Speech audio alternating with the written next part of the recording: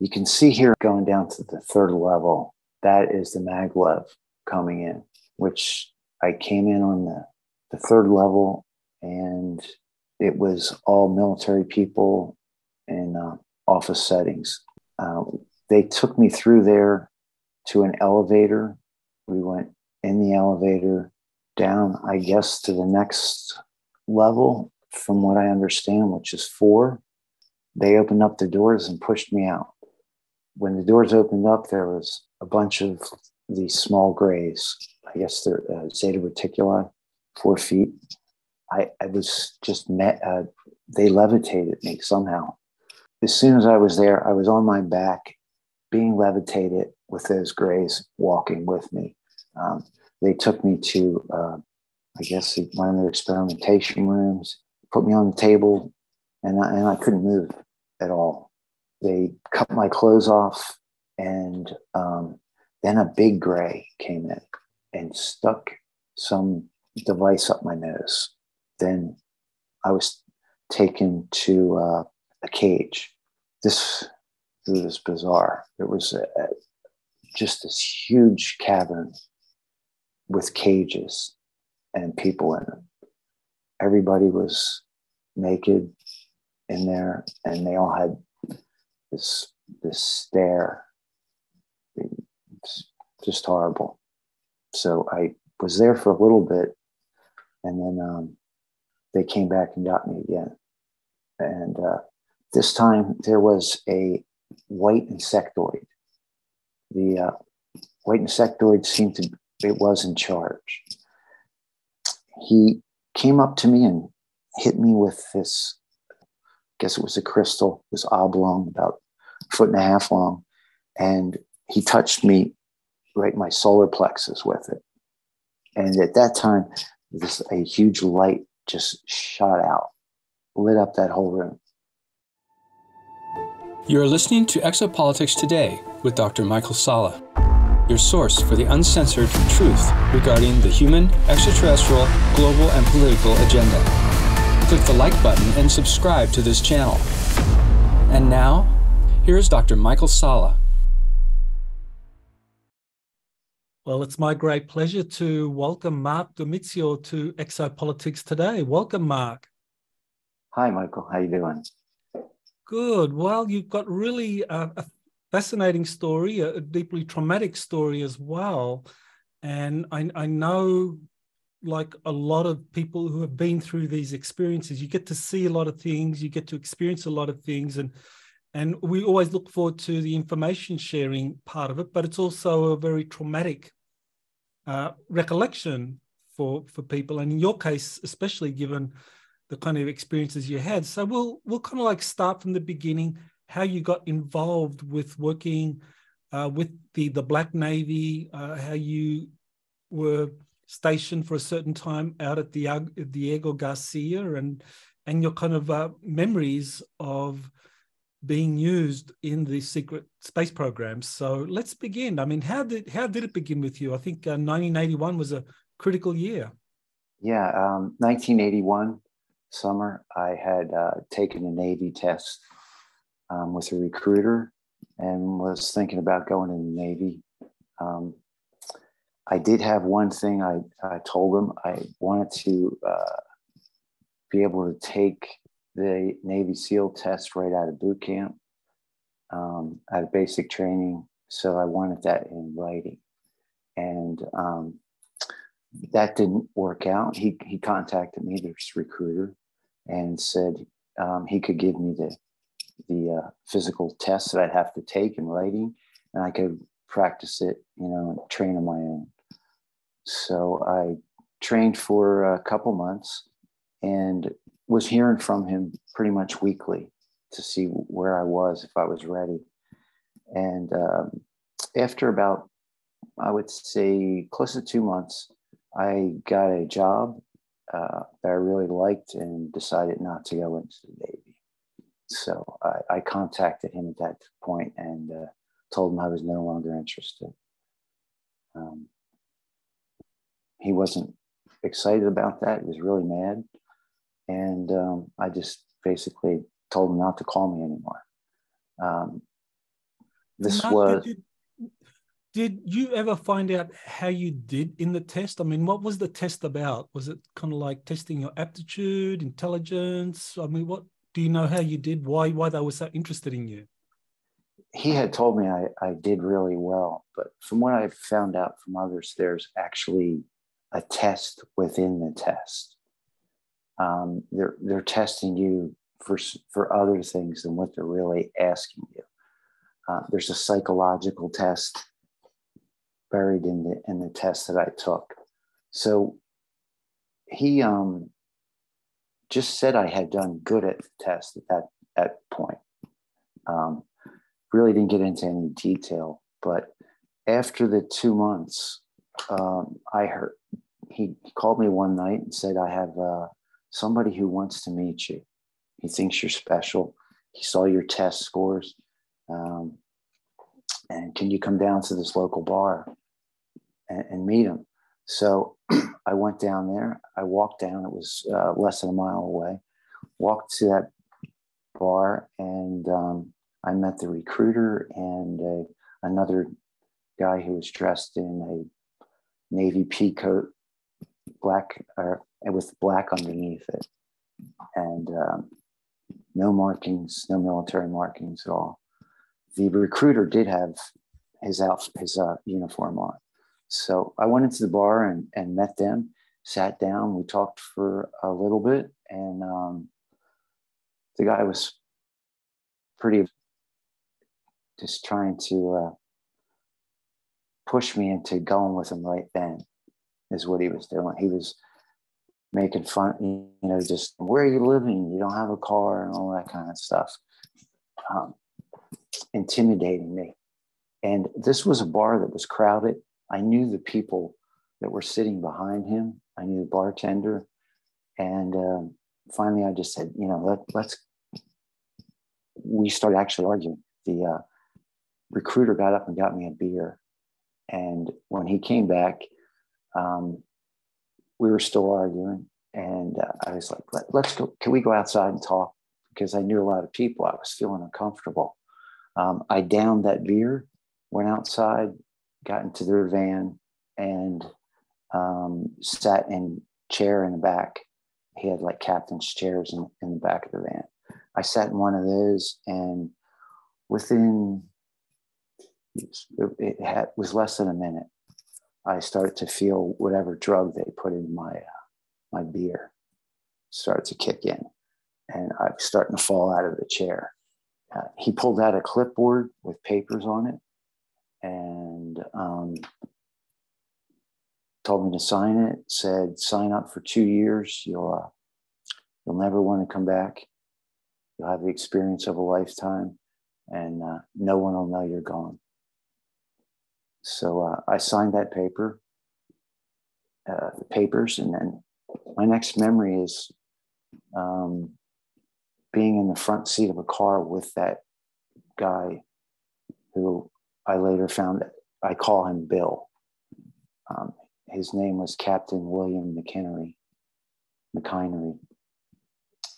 That's what was on his tag. Anyway, his nameplate. So we went to, I woke up in his car and looked around, and I saw signs for Camden. So I had originally left in Pennsylvania. I was in a town called Malvern, Pennsylvania. So we drove about 15 minutes later, and he went into a medical center. It just said, I think, Camden Medical Center on it. It was a brick wall. We drove through the gate. There was a security guard. We went through that gate, and he pulled up to what I guess was the medical center. He pointed to a door and told me that he needed to know if I was really interested in this, if I was really going to do it. And he needed to see me go through that door by myself and tell the nurse inside there his name, and they would know what to do. And I would see him after basic training. So do you remember anything about what was on the papers you signed? Anything No, about the letter? I mean, the head of it, was it with a particular nothing, service? Nothing. nothing. I just signed it. And this Captain William McInerney, did you ever do a kind of, did you try to find him? Was he a real, or I guess a Navy captain, which is quite a senior rank? I did do a search last year. I searched with a real Navy SEAL because I was always under the impression he was a Navy SEAL. So I did search with a real Navy SEAL and we could not find his name anywhere. So he never was a Navy SEAL. What I believe he was a Black Navy SEAL. And you want to explain what a Black Navy SEAL is? Well, the group that I was in was referred to as the Black Navy. So I think it's an offshoot, obviously an offshoot. They did have interplay with the Navy. I did see the Navy and Diego Garcia, but it was mostly run by Germans. Diego Garcia, the Dom, was. They were on top. They were in charge. There was a commandant. Then there was the Navy, and you could see the Black Navy along with Secret Space Program. People were in this. Okay, well, I first came across the term Black SEAL back around 2009, 2010. It was Lieutenant Colonel Wendell Stevens that he had actually found one of these Black SEALs that wasn't, had gone through the Navy program for SEALs, and then he was, they call it sheep dip, where his identity was removed, all public records were removed, and then he served, and he was put into assassination squads and operated out of S4 at Area 51. So yeah, that does exist, the Black SEALs and the Black Navy too. So you were put into that in 1981. You were only like 23 at that time, right? So you're very young. Yes, I had turned 23 the month before I went into, or I was actually abducted. So after we got to this hospital is really where things started to get kind of strange. I went into the door. This nurse did come up to me and I told her his name. And then I was taken into a room and laid on a table. It looked almost like an MRI table. It was actually more like the luggage rack you put your carry-on in the airport. It was very similar to that. I laid down on that, and next thing I knew, she was shaking me and telling me, "We can't use you," and saying I lied about stuff and all kinds of things. And my next memory was waking up in a field that was across the street from the apartments that I lived in. So I wound up going into the house, and my mother was living there, and she told me where I went. I hadn't even remembered that I went to meet that recruiter. At that point, I was like, man, I've got to stop partying. I mean, because I went out to this bar and then I wake up in a field. I had different clothes on, different pair of pants, and I had a t-shirt, and it was October. So I didn't know what was going on there. I did go back as soon as I could after work, and I tried to find that recruiter, and that recruiter was gone. They told me he rotated out. So this is where we actually have like two timelines emerging, Exactly. right? So your civilian, your normal timeline, you just kind of went through life, got married, had a family, and then 2015 you start remembering what happened after you signed up and after you got recruited. I had nightmares from the day that happened.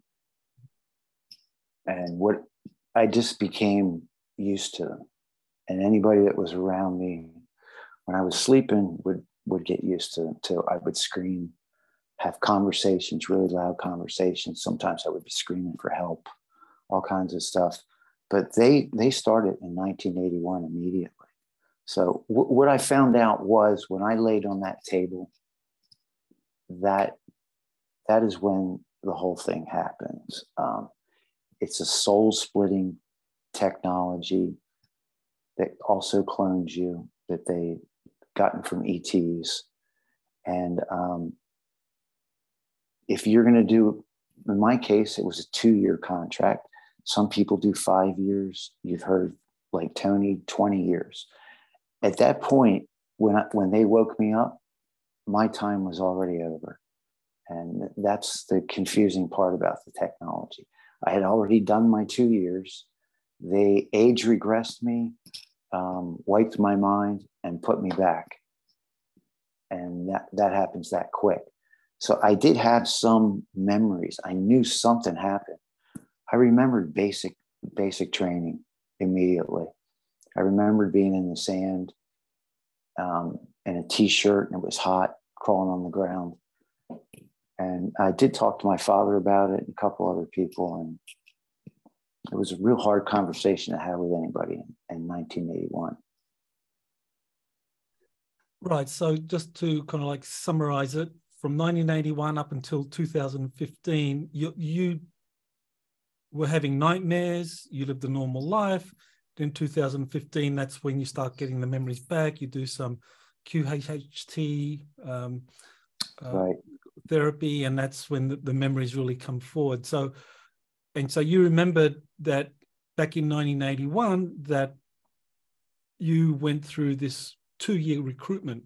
So this initial 2-year period. So from 1981 to 1983, what happened? I mean, you went to this hospital at Camden, New Jersey. The nurse came out and kind of like administered some testing. And so what exactly happened with the whole soul splitting and how did that emerge? Okay, so like you said, it's a different timeline. So me, my normal self, Mark, is living my normal life. But at that time, then my next memory of, let's call it a clone, because that is a clone of me, that's in the Black Navy. My next memory is sitting, getting my head shaved. And then I go through basic training. There's a group of 8 of us. We're not allowed to talk to each other. We were put on a bus and taken out to a Quonset shack. That's what we stayed in. And it seemed to be in a different part of the island. So my first memory is getting my head shaved. They gave us clothes. We stood in a line. We got on a bus. We were told to sit 3 seats apart so we wouldn't talk to each other. And we got to this Quonset hut. We got out there and we started training. On the way there, I noticed, like off in the distance, if you've ever seen Diego, it's like a horseshoe. It's an atoll. And I could see I don't know if it was the other side or where it was, but I could see a huge crane, a construction crane up in the air. And strangely enough, later on, I've been contacted by the guy who actually sold those cranes to the Navy for that project. So there was all kinds of construction going on there. We wound up staying out it seemed like a remote part for 6 weeks. And we just did your basic training, obstacle courses, that type of stuff. Yeah. So, that's Diego Garcia there. So you want to tell us about, yeah, where things happen for you? The airfield there, you can see right in the middle.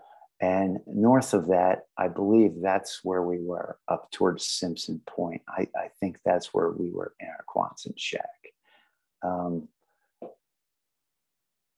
that was for 6 weeks, 5, 6 weeks. And then we went and moved into the Dome, which was the base, underground base is what we just called it.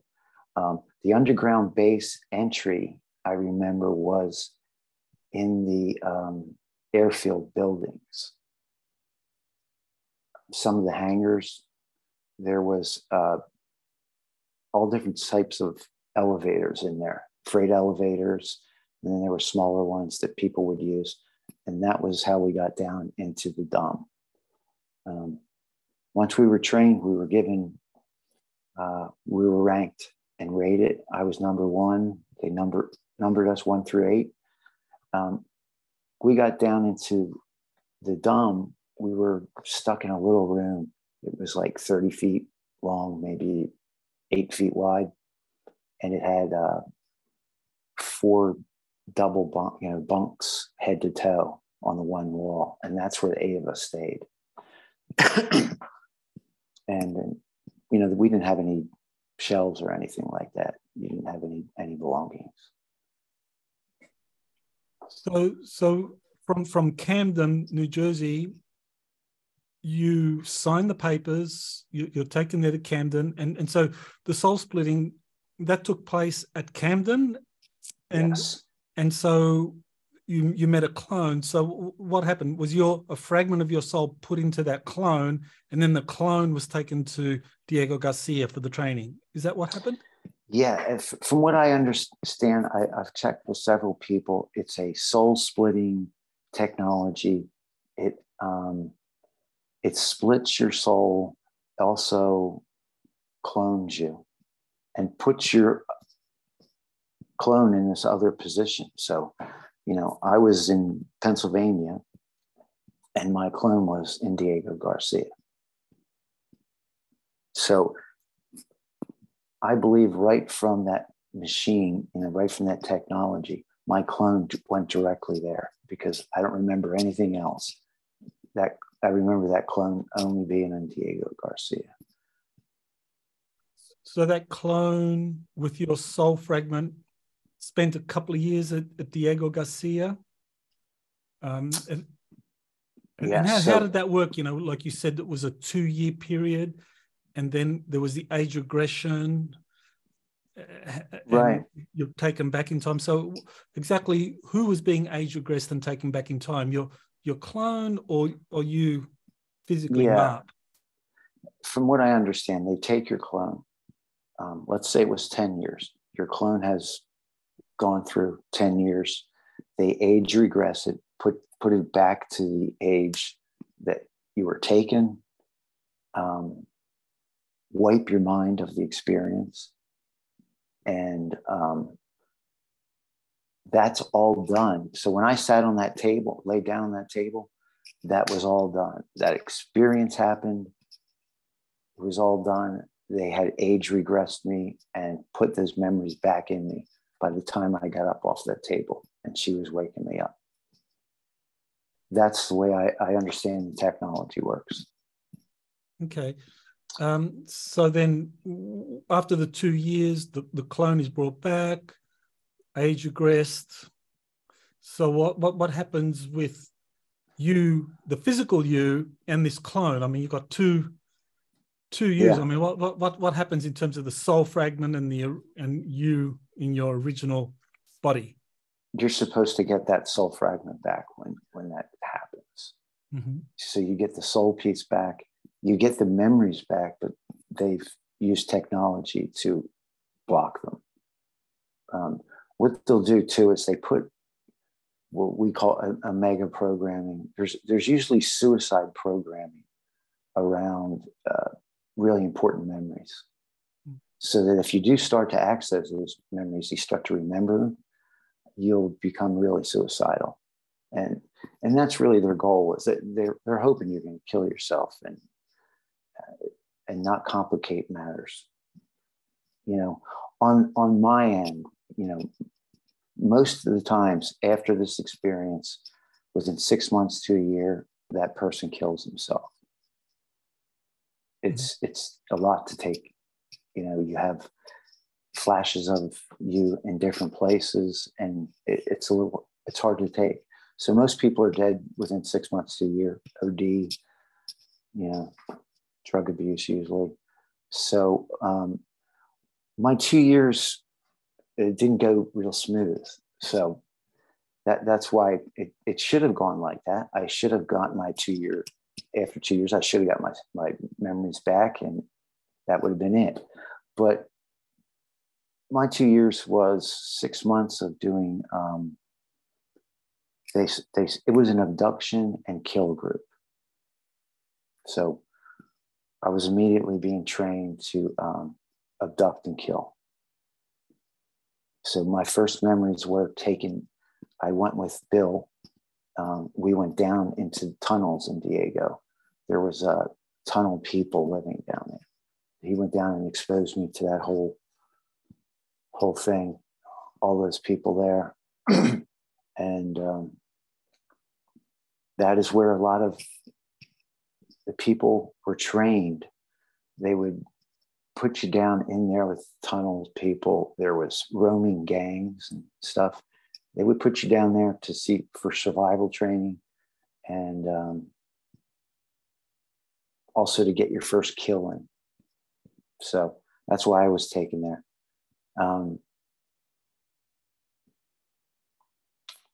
So this is an image you sent me of the Dulce base, but I think you said that Diego Garcia also has kind of multi-levels, and you were taken to one of these levels. Yeah, what I can remember from Diego is we went down to the, let's just say the base level, the deep underground military base level. Below that, we would literally climb into manholes and go down into the sewer. There was different entry points. There was sewers underneath the and massive tunnel system underneath the city that was similar to like tunnels you would have under any major city, New York. And in those tunnels, there was people living there that were experimented on with super soldier drugs. They would try them out on them. These people were abducted, and they were living down in those tunnels for years. So there was hundreds of them. Anyway, I was taken down there and went through that.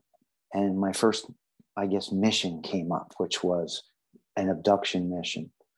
I was trained and taken to Tennessee through the maglevs.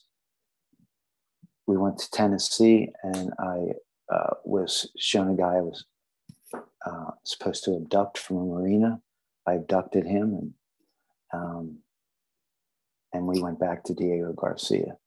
So I never knew what it was all about or anything. They seemed to be building up trust. I would be given something to do, and then they would see how you do on it, and then give you something bigger. After that mission, I did well, and I got some time off. There was a tavern in Diego Garcia. It was like a German tavern, and I got a couple nights there, and wound up meeting somebody that was. I met a woman that turned out to be the commandant's daughter. The commandant was the German who was in charge of Diego Garcia. He was in charge of everybody. So anyway, I met her a couple of times, and then I was taken by her father's men.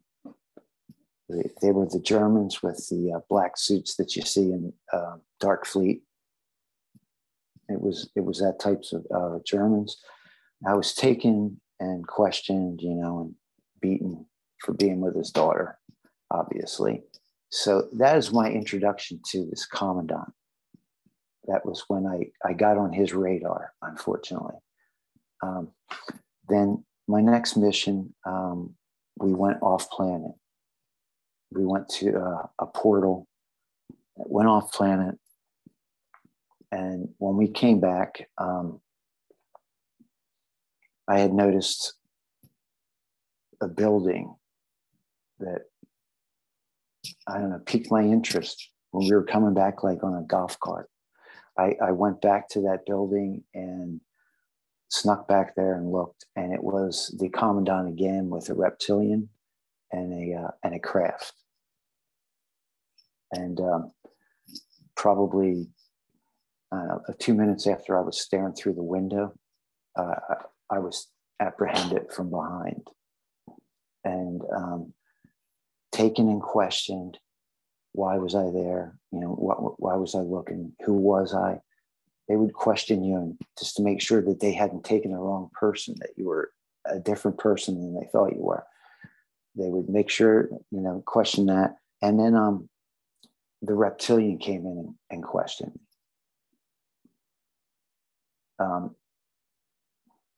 I guess it was questioning. So what he did was he came in and picked me up by my neck. He was about 8 feet tall. Picked me up by my neck with one hand and held me up and choked me until I passed out, and then tossed me on the ground. And then when I woke up, he did that about 3 or 4 times. And then finally he did this, he tortured me and did stuff, but just through thought. It wasn't actually done to me. He hit me with a mental, you know, through telepathy of an experience of me getting beaten and raped by this reptilian. So it didn't actually happen, but it happened in my brain. So it was as good as happening, you know, to me. I didn't have the same fear that I guess a lot of people had of this reptilian, but what turned out to be was I was told after he left, I had to kill somebody because I was going with that reptilian. For whatever reason, that reptilian wanted me. I was going to go with him, and he was a trafficker. He abducted humans. So I guess I was going to help him do that. So they said, either you kill somebody before he comes back in 2 or 3 weeks, or you're going to prison, you know, and you'll wind up killing somebody there. So I wound up, in the next week, I tried to escape and tried to escape from there and was caught immediately. And then I went to solitary for a year. You know, I found out it was actually just this commandant was really, he tried to make an example out of me because of all the other things I had done. And then I tried to escape, and he was in charge of the dome. So it really was on him, that me trying to escape. They made an example out of me and kept me in like a little box. It was 3 feet high, 6 feet square, for a year. Fed me dog food. And, you know, here's something I think we should get into. So this doesn't seem so dark. I wondered why I had these horrible experiences. You know, it was very traumatic, and there's so many of them. So I have, you know, which you've heard of several people, you know, I found out and was shown that I have an incarnation agreement. I agreed to these experiences, that the group I agreed to them with is able to look through me. They can look through my eyes. They can hear. They can use my senses. They were able to make me do stuff if they wanted, but it was to gather information. Basically a soul spy. If you do it in the incarnation level, on soul level, you can never be tortured. They can never find out anything. So I did agree to all this. And the reasons I agreed to it, they had a plan. So the plan was is I would be put into a position and I would die. And that's what happened. Solitary, I died. I was sent to, there are grays and experimentation labs in Diego. They sent my body there, revived me. And during that process, the grays can read your soul history, off planet, on planet, forever. They can tell what you were.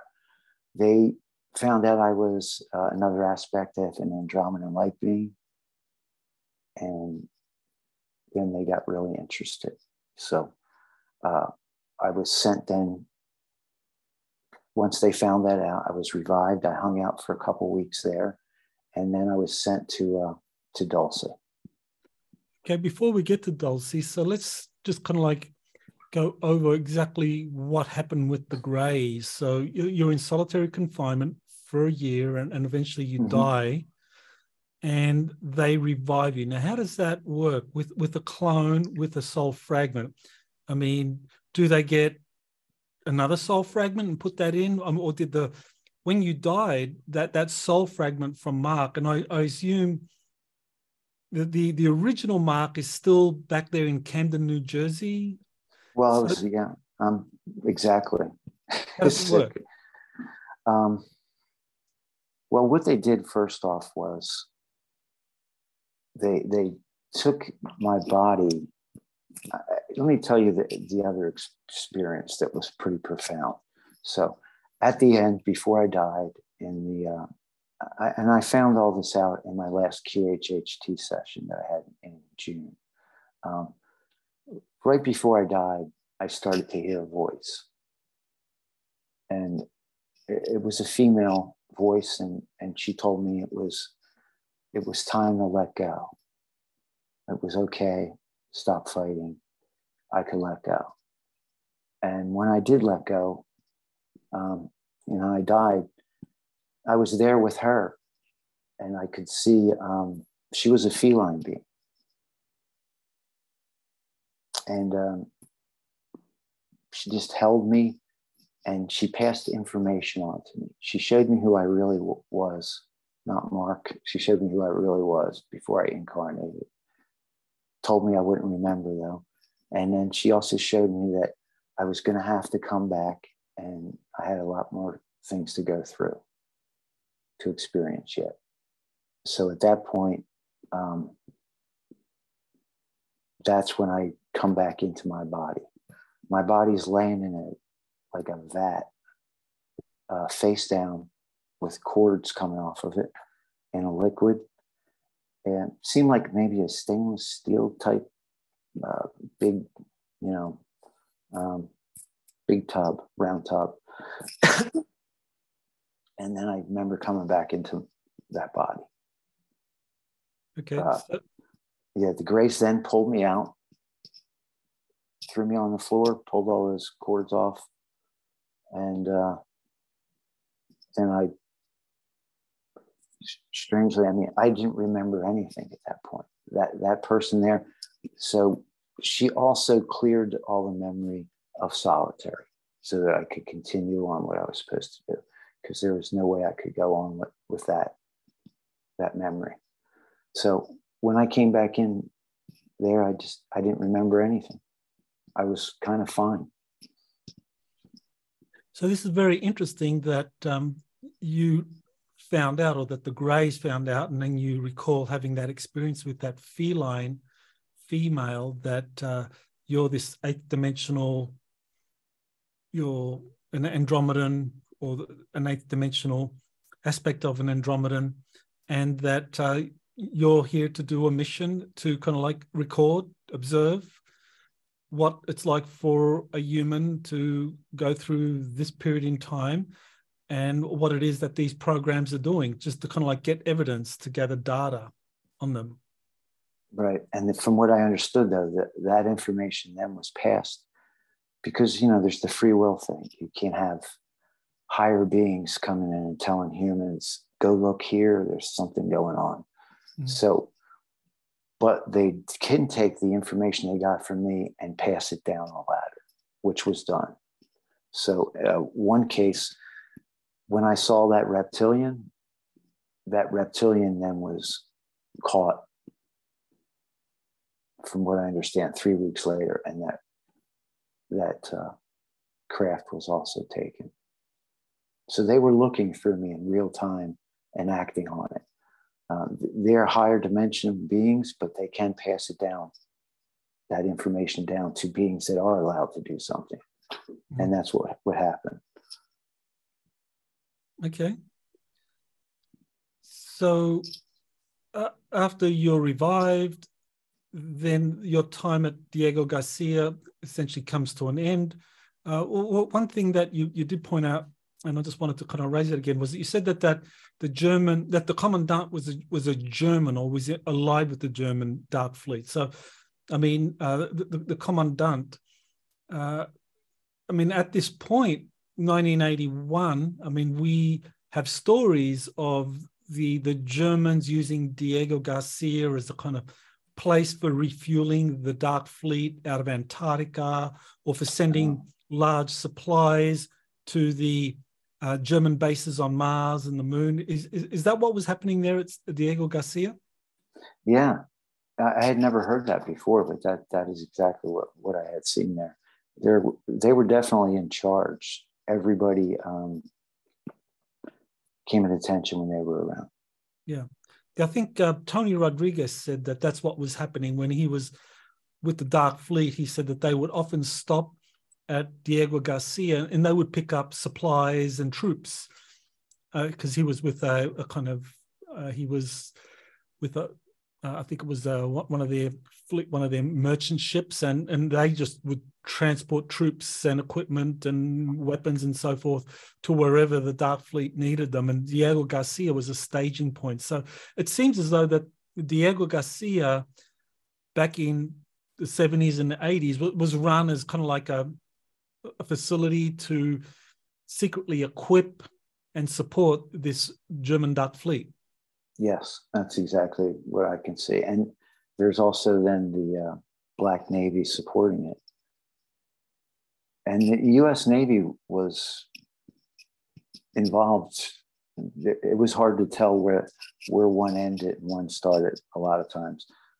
Have memories of later on years. I have memories of the U.S. Navy being involved in trafficking, human trafficking. Okay, so there's definitely a dark side to what the U.S. Navy was doing during all these years. There was a lot of trafficking that I remembered seeing going on for years and years there. Mm-hmm. But okay, so your time at Diego Garcia, 2 years, was pretty much, it was 2 years, and then you're taken by one of these maglevs from Diego Garcia to Dulce. I'm not even, I'm probably at that point, I don't have my quite 2 years in. I'm about 1.5 years in. So what happened was I was given clothes and food for a couple of weeks before I did go to Dulce. I was being held in this room. And at one point, then two guys came with green uniforms, looked like army uniforms.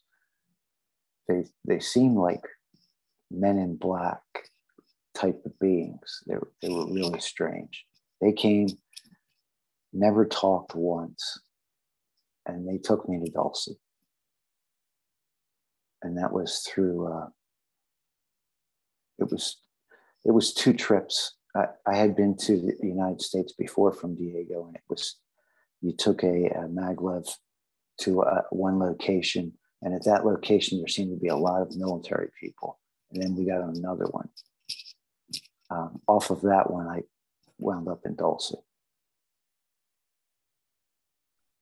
So how long did you spend in Dulce? About 2 weeks, maybe, well, actually a little more than 2 weeks. You can see here on the left, going down to the third level, that is the maglev coming in, which is just exactly what came out in my last session. I came in on the level, the third level seemed to be mostly offices and human beings, people. I came in on that level, and it was all military people, mostly green uniforms, in office settings, little cubicles. They took me through there to an elevator. We went in the elevator down, I guess, to the next level, from what I understand, which is 4. They opened up the doors and pushed me out. When the doors opened up, there was a bunch of these small grays. I guess they're Zeta Reticuli, 4 feet. There was just a bunch of them there. And they pushed me out the door, and the doors closed, and that was it.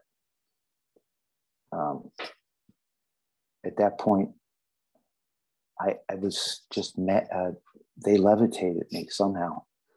But as soon as I was there, I was on my back, being levitated with those grays walking with me. They took me to, I guess, one of their experimentation rooms. It was like a stone table. Put me on the table, and I couldn't move at all. You know, as soon as they levitated me, I couldn't move at that point. They cut my clothes off, and then a big gray came in and stuck some device up my nose, almost looked like a pencil on a cord. And they shoved that up my nose. And then I was taken to a cage. This was bizarre. It was just this huge cavern with cages and people in them. And they weren't stacked on top of each other. It was just all on the floor.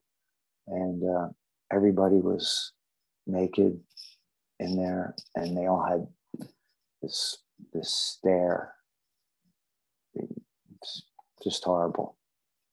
So I was there for a little bit, and then they came back and got me again. And this time there was a white insectoid. The white insectoid it was in charge. So he came up to me and hit me with this thing. It looked like a stone, another piece of stone or marble. I guess it was a crystal. It was oblong, about 1.5 feet long. And he touched me right in my solar plexus with it. And at that time, a huge light just shot out, lit up that whole room. And, I figured out now they were taking that Andromedan light. That's what this was all about. They were taking a sample of that. He had to get consent. So after that light went off and everybody stepped back, he then was in my head telepathically, just driving me crazy, till I gave him consent. I said, yes, go ahead. You can take that. When he did it the next time, there was no blast. He took the sample. And, I had a severe, it's a pain I can't even explain. So your time at Dulce, was it really to just have you kind of like tested by these grays and insectoids to kind of like extract some of this high dimensional stuff, or was there another reason that they took you to Dulce? From what I found out, the Greys in Diego found out that I had this Andromedan light being aspect. They couldn't remove the light there. They didn't have that technology. I think this insectoid was the only one that could do it. So that's why I went to Dulce, and they take a sample of your light body, basically is what they're doing. It's not even your soul, it's your light body. They take a sample of it and they put it into the hybridization program. They'll make hybrids out of these. They do different stuff with it. So is this part of the kind of soul fragmentation process where they can extract the light from a high dimensional aspect of you and put it into a clone? It's more of a less soul, but just that Andromedan light. What they would do is take that, invert it, because nothing's good to them like that. They have to take that Andromedan light, invert it so that they can use it in a dark way. It's no good to them as the light. It just heals and does good things, and that's not what they want. So they invert it and try and synthesize it and make more of it. And then they do different stuff with it. They can put it in different beings. They could take that and revive other dark beings with that light, with that energy. Now, you saw, or you remember seeing a lot of people in cages in Dulce in 1981. That's very interesting, because one of the things that I did when I first got involved in exopolitics was to look at people examining or exposing what was going on at Dulce going back to 1979, which was around the same period. And there was a whistleblower called Thomas Costello, who was a security guard at Dulce. And he talked about the people that were caged there and how they were treated, how they were mistreated and used for experiments, and the Greys and the reptilians were there, and that there was kind of like a civil war there at Dulce. But by 1981, that would have been dealt with. But definitely it seems that, so that's what you saw, like a lot of caged humans being abused. It was just an endless stare. There was a woman, I'll never forget the woman who was in a cage next to me. She just stared, never made a sound the whole time. I got the feeling you never left there. You when they were done with you there, you went down probably to the other levels, and they did more experiments on you or used you for food. But when I was taken back to the cage after they did take my light, on the way back to the cage, I was with those little small Greys, Zeta Reticuli, and a being came in at this point and rescued me. I talked about this being on an interview I've done with Elena, but I found out more information about this being. So he literally took me, picked me up, and the Greys couldn't touch me again after that. He brought me to I don't know where he brought me to, a place. It's a strange thing. It was a real profound experience. I went to, a lot of this stuff I've had to figure out by these QHHT sessions, and also Peter Maxwell Slattery. Peter has helped me through most of this. So when I've had problems uncovering a little piece of information or remembering somebody's name or something like that, I'll go to Peter and we can usually get it out. So I went to him twice to find out his name was Theo. But I just talked to Peter about it 2 months ago, and we can't actually see it. It's a strange thing, but there's this like gray area around that whole memory. He can't look at it. I can't look at it. What we have found out was that he said he's kind of like you want to call him a guardian angel. He was supposed to be there at that time to take care of you. It was meant to be. So the beings that I had the agreement with, that this is all part of their doing. So you spent a couple of weeks at Dulce, and so what happens after then? After they wouldn't let me, they couldn't touch me. Those two same guys in the green uniforms took me back to Diego Garcia. They were really rough on the way back, so they didn't seem happy. When I got back to Diego Garcia, I was put back in prison and I think I must have had probably at this point about 4 months left on my 2 years. I was put in prison, but I was in, I guess, general population. There was other people. And I was actually in the cell with my training partner, number 2, who had escaped with me and was caught. So we were just there for a couple weeks. And we got into some trouble there, and a knife fight, and got in trouble. And we were put in a cell by ourselves and tortured. And after a couple months, he hung himself in that cell. And I was stuck in the cell with him and his dead body for 2 days before anybody came. At that point, I was gone, just crazy. And they came then and took me to the moon, where I stayed in a hospital until my 2 years was up, and then they age regressed me. So the other prisoners there at Diego Garcia, were they similar to you and your friend, people who kind of like didn't agree, that didn't comply with whatever they were being told to do, and so they just get stuck in prison? Some, the majority, it was psychopaths. So you're talking psychopaths they couldn't control. Is what were a lot of the people that were in there.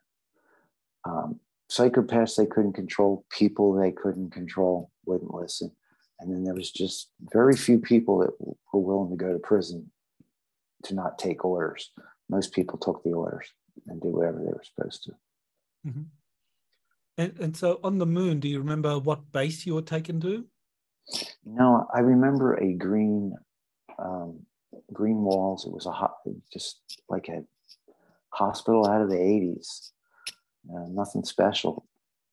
I was given my little outfits, and I had a cot, and just walked around.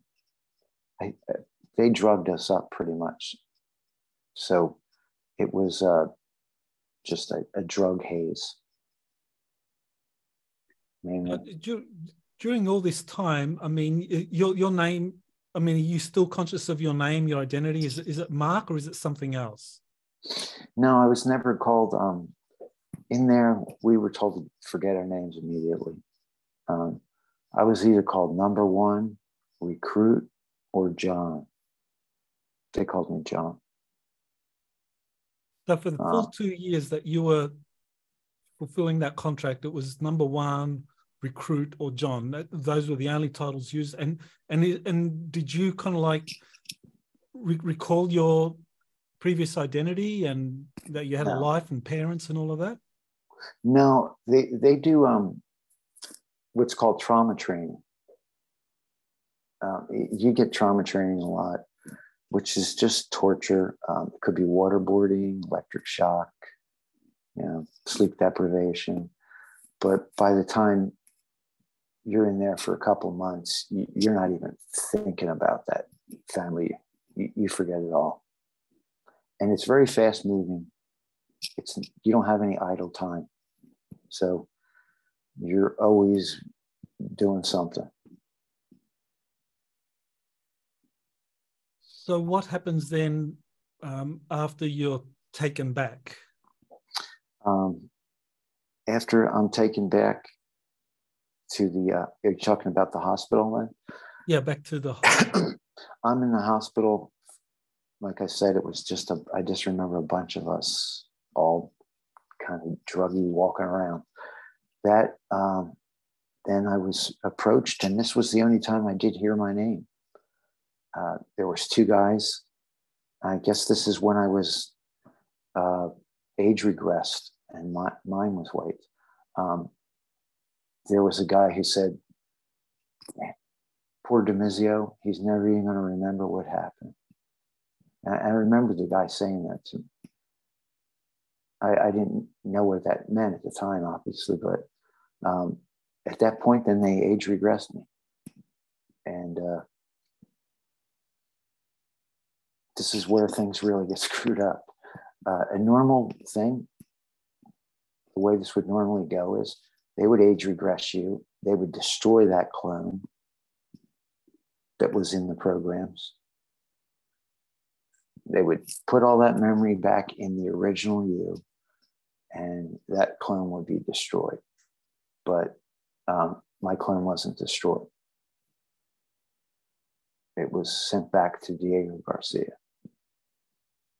Okay, so essentially then the clone is age regressed. You wake up in that Camden Hospital.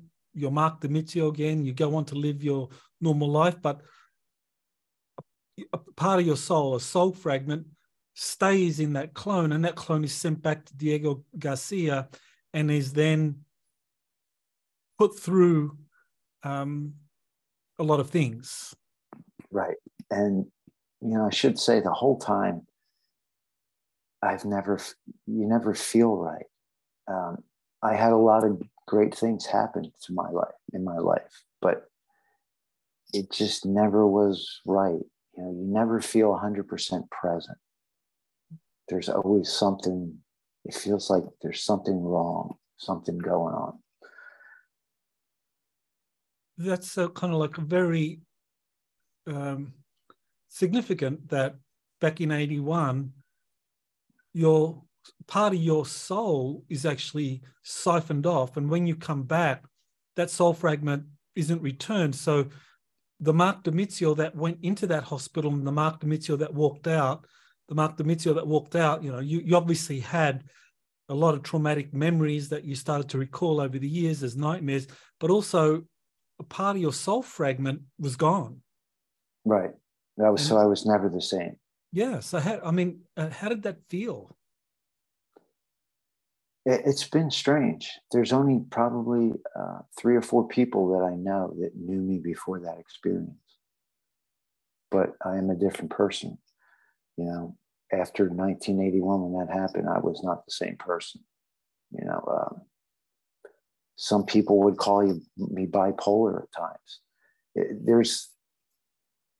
It's a hard thing, but I guess your soul's going through certain traumatic things, your soul piece, and it reflects in your life. You might not have the exact memory, but something's happening in your life. It does affect you.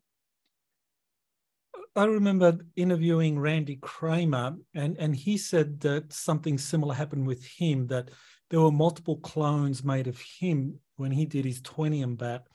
And he said they always extracted a portion of his soul and put it into these clones to do different things. And he said when the soul fragment was extracted from the clone just, was useless. It couldn't really do anything. But with the soul fragment, it was fully functional. And he said that they could do this like hundreds of times. And he said there was a kind of like a theoretical maximum of like 1,000 clones that could actually possess soul fragments. I mean, he said that was the upper end of what he knew. So, I mean, what do you think of that?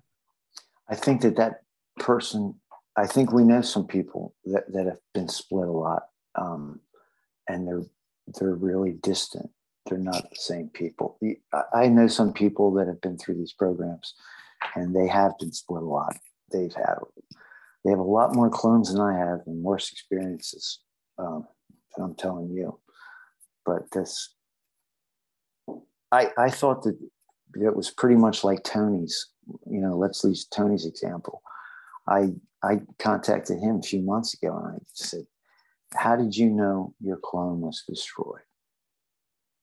So he has a memory of it being destroyed, of that clone dying. So it didn't happen. You know, what they did is they took that clone back to Diego, and this is when they started to really experiment with me. They gave it shock treatment. And this is where they split me into another one. They wind up splitting me, putting my mind, part of my soul, and another me on Mars. And then I still have the one on Diego Garcia. Okay, so that's kind of like that you can actually fragment or split a soul fragment already, that soul fragment in that clone of you that was sent back to Diego Garcia, that soul fragment was split again in two, and another, and that second soul fragment was now put in another clone of you, and that went off to Mars. And so one of your clones with the soul fragments stayed in Diego Garcia. And I think that you mentioned that was an alter known as Hans, and the one that went to Mars was known as Sam. Correct. Yes. They you know, and then we could let's talk about alters clones, because I know it's really confusing, but a clone is just that. It is a clone of you. Now, if we take that clone and we give it trauma training, we give it electric shock, which is what they did to make Hans. It was just electric shock treatment over and over, and they would call me Hans, always refer to me as Hans. And after treatment, after a couple of months, you know, that clone was Hans. Also, they can take away all the emotions and everything that I wasn't doing well before in the programs. I wouldn't kill. They could do all that with my clone once they did the shock treatment. So that is what we're calling an alter. They take your personality, they alter it, they alter it into whatever they want. And it's usually aggressive. So they find out things about your soul, maybe a past life you had. They will pull out these things and make their alter for what they want. So in Hans' case, it was just an assassin at that point. And then Sam was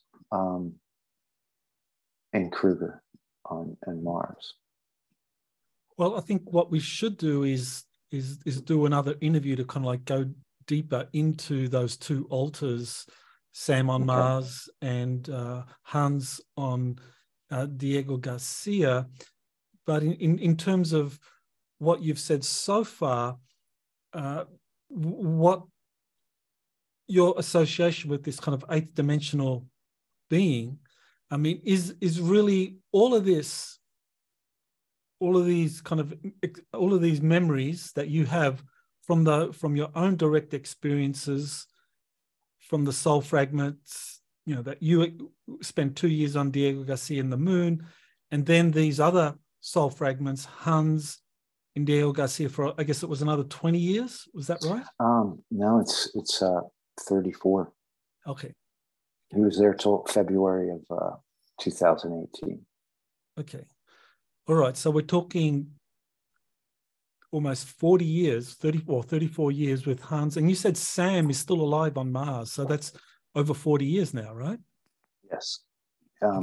Sam and Hans, that was the beginning of 1984, end of 83, when they were both made. Okay. All right. So when we next talk, we'll go into detail into what Hans and Sam did in those lives. But the ultimate message or the information we need to get is that, you know, you've begun retrieving all those memories because these are your soul fragments, and you're retrieving all those memories, and that is part of this, whether we call it a sting operation or whether it's an intelligence gathering operation by this Andromedan 8th-dimensional force that's kind of gathering all of this data on what the Dark Fleet or what the Black Navy and all of these, the Cabal, Deep State, whatever you want to call them, what they've been doing. Is that really the overall goal here, to just kind of like find out what they're doing, and you're like almost like a double agent? Exactly. On a soul level. But the Andromedan light being that I'm an aspect of, there's two other beings I'm an aspect of, but this was purposely done as they knew that would be something that they would use. If they found out I had an Andromedan light being aspect, they would use me through the programs and they would get more information. So this was all part of the plan. The actual beings that I have the agreement with is not the Andromedan light being. It's a group that's higher than that. Okay.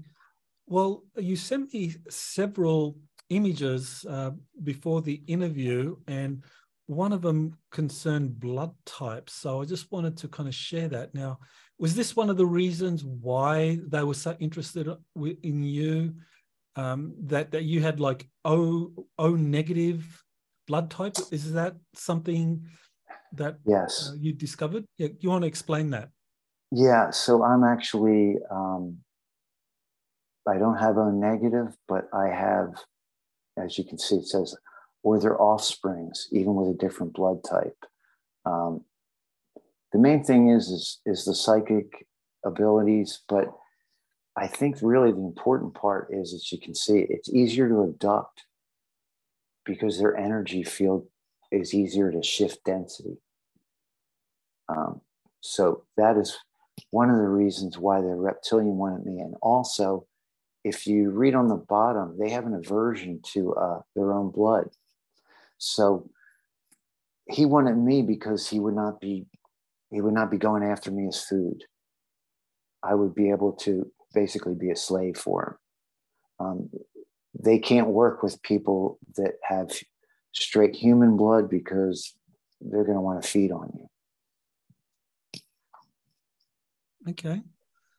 So this O blood type certainly was something that was important for you being recruited into the programs. Right. You also sent me this. So you want to explain what that is? This is an insignia that I personally met at the space conference that Journey to Truth had.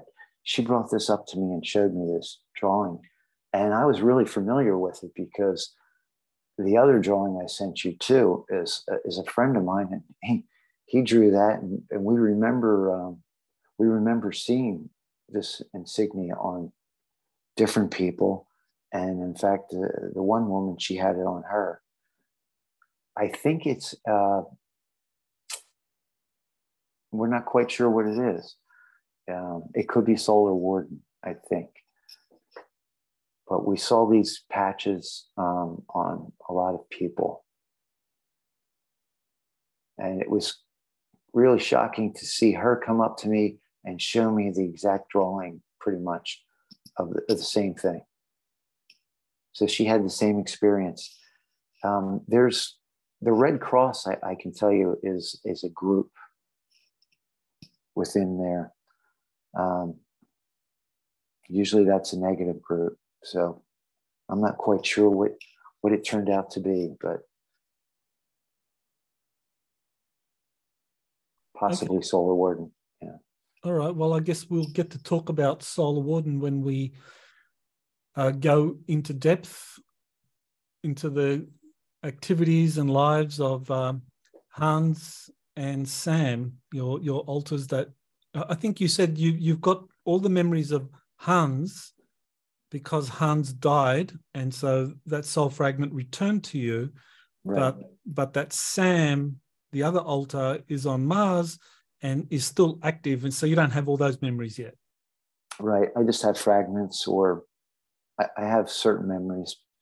I don't have current memories. I don't usually get them till months later. Okay. Well, I think there's a lot more to talk about, but we definitely need to follow up in the future. So any kind of final words you want to share to my audience? No, just that this is not all about gloom and doom. This was a carefully planned thing to get somebody in there so they could experience all of this. And so you shouldn't feel bad. You shouldn't feel I'm a victim.